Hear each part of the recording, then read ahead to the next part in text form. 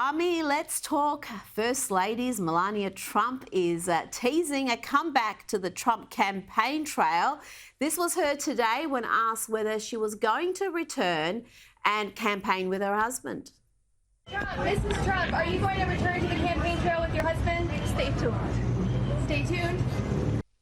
Two words there, Army, stay tuned. How much of a factor is Melania? We know Biden and Obama, they both relied heavily on their respective wives on the campaign trail. Let me do the math here. Plus divided equals 0. I don't think it makes a difference. Who cares? I don't think it makes a difference at all. Yeah, she can stand by her man all she wants, but ultimately I think it's going to have no particular role in whether or not he wins or loses in this campaign. I think the poor lady's been through quite a bit as is. So if she sat on the sidelines, I wouldn't blame her. If she jumped in, I wouldn't blame her. But frankly, look, like we've talked before, this is coming down to economics. It's coming down to the border. It's coming down to the respective records. I think the spouses are going to have little to no effect on this race, to be totally honest. Well, we keep hearing that Trump has a women problem and that Melania softens his image with women. So I don't know if it's going to change votes or if it's going to increase turnout. But certainly Melania's treatment is something that Republicans have noted, that she's also been treated poorly by the media. She was secretly taped. She's been mocked. And despite obviously being a beautiful woman and a professional model, she is the first lady in some time who hasn't been on the front page of just about every fashion magazine. It's something she's addressed in the past. Vogue, for example. 5 months into Joe Biden's presidency, Joe Biden's on the cover. Kamala Harris is on the cover before she's even sworn in. Hillary Clinton was on the cover when she was first lady. Michelle was on the cover 3 times. Yet, with your business background and your fashion background and your beauty, never on the cover of Vogue. Why the double standard? They're biased, and they have likes and dislikes, and it's so obvious. And I think American people and everyone see it. It was their decision, and I have much more important things to do, and I did in the White House than being on the cover of Vogue. Move on to the media treatment of the president or future president, Donald Trump.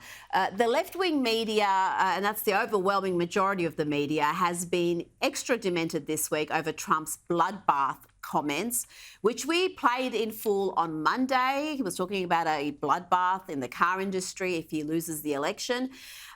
But they presented that as a bloodbath in the streets. And they also lost it over his comments about MS-13 gangbangers coming into the country illegally. Again, we played the full clip on Monday, and you see in context, he's talking very clearly about MS-13 criminals, the worst of the worst.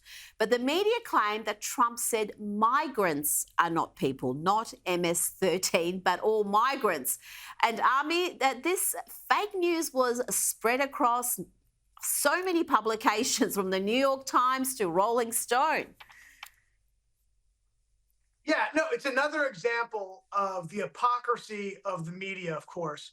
Yes, we all knew that these were totally taken out of context, twisting his words.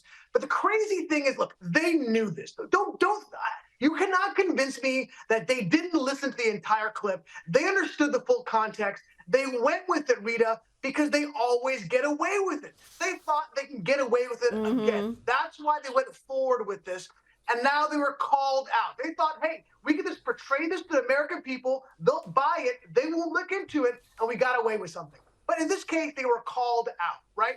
But the crazy thing is even after they were called out, even after people started acknowledging what the context was, they still began to twist themselves into logistical pretzels to say, well, but in the context of Trump, this is what he actually meant. Like, okay, yeah, he didn't say that in the speech, but I know what he was thinking. That's what they then shifted to.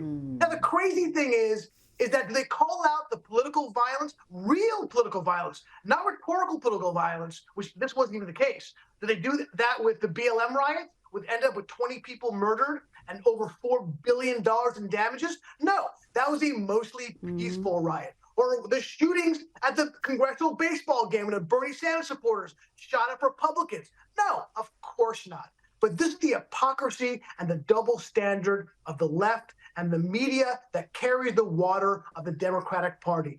They thought they can get away with it. They were caught.